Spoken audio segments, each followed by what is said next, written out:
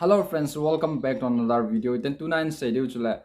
phone ad sung til WhatsApp ham ai lo til video ham ga ver pen ai khoi man le hela ad sung ji a mi su a su boy ji tho iti remove dio ham iti la do dom tho hin schedule hin je chana bula kona zone again hin ver pen la chana la thane lung se tan like share subscribe nim bol pi no in tem ve ten la kipan masang kamin chula bonga hin ka kipan ka video ha bula kona zone again ne hin ver pe jen ki pa thu ken se na chana la thane lung se tan like share subscribe nim bol pi no in tem ve direct panatin live a kain pi din amas pena hoya che du ham ti le setting a che du hen iphone setting a lu cha ten anoi lang hen ka to le hen google a he lu du na google a lu cha ten le chun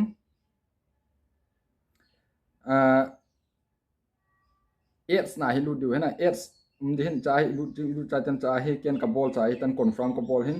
ten cha delete advertise id ki ti pa he mi ki tu ten delete advertise id mi du hen na mi cha ten advertise id deleted ki tin jo ten back hung du back hung cha ten manage your google account mi ki du hen na mi cha ten la cha hoya che du ham tile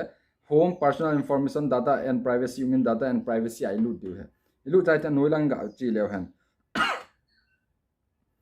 anoilang ga che le hen personal ads ki ti hi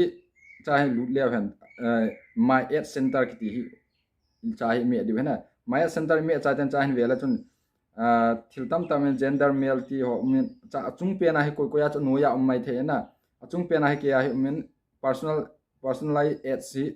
on mai hena chi on hi turn off ball di hena turn off ball cha ten chun ads so chu from de na dai nga be di ka ti pon from de na chu kain he sa ka pa na bula ko na zone again hin vet page ki pa thu ken se channel la thane lung se ten like share subscribe in bol video no ken tem ve